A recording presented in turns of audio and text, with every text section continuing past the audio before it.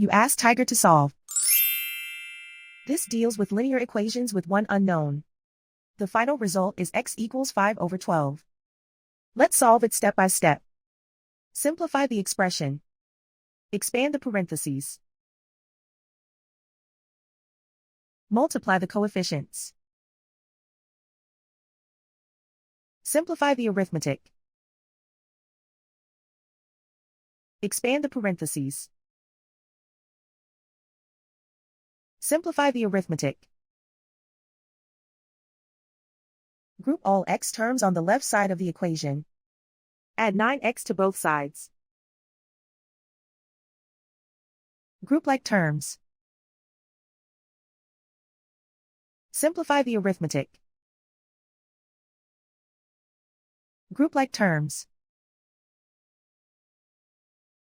Simplify the arithmetic. Group all constants on the right side of the equation. Add 3 to both sides. Simplify the arithmetic.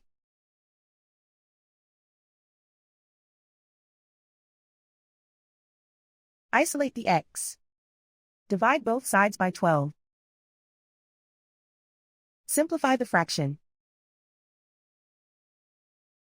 And so the final result is x equals 5/12.